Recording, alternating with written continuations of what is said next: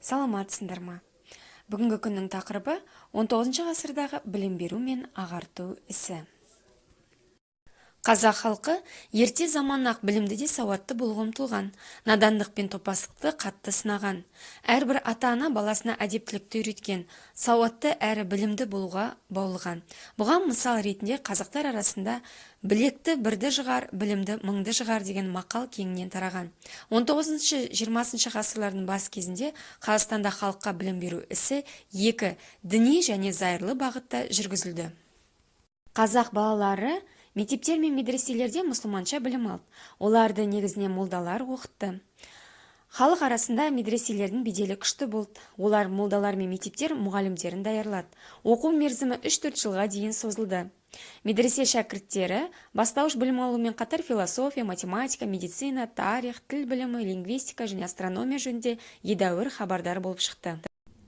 20 ғасырдың бас кезінен бастап жаңа әдістемелік мектептер пайда бола бастады. Оқытудың бұл әдісінің негізін қалаушы белгілі түркі тілдес халық ағартушыларының бірі қоғам қайраткері Гаспринский болды. 1900 жылы Түркістан қаласында жаңа ең алғашқы әдістемелік мектеп ашылды. Ондай мектептер Ақтөбе, Жаркент, Верный, Қазалы, Қостанай, Перовск, Семей сияқты басқа да қалаларда пайда бола бастады. 1841 жылы Жәңгірдің өз бастамасы бойынша алғашқы зайырлы мектеп ашылды. Мектепте орыс, араб, парсы тілдері, сонымен қатар математика, география, тарих, дінтану пәндері де оқытылды. Жәңгір хан барлық жерде іс-қағаздар жүргізу тәртібін енгізді. Жеке өзінің мұрағат қызметін құрды. Денсаулық сақтау саласында хан жұқпалы ауруларға қарсы егу практикасын енгізді. Оның күш-жігері жұмсау арқасында ішкі ордада аурухана және дәріхана ашылды. Келесі суретке назар аударайық.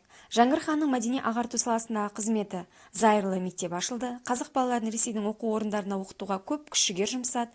Қару-жарақ палатасы ашылды. Мал тұқымын асылдандыру ісі жолға қойылды. Аурухана және дәріхана ашылды. Мешіт ашылды. Іс-қағаздарын жүргізу тәртібін енгізді. Мұрағат қызметін құрды. Ағаш отырғызу ісіне көп көңіл бөлді. Енді оқушылар алған білімдерімізді қорыту мақсатында мына тапсырманы орындаймыз. Суретті 2 минут зерттеңіз. Суреттен алған жалпы әсерді сипаттаңыз. Суреттегі адамдар, нысандар және іс-әрекеттерді анықтап, суреттен қорытынды жасаңыз. Кері байланыс, суреттен қорытынды жасау. Сіздерге сәттілік, назарларыңызға рахмет.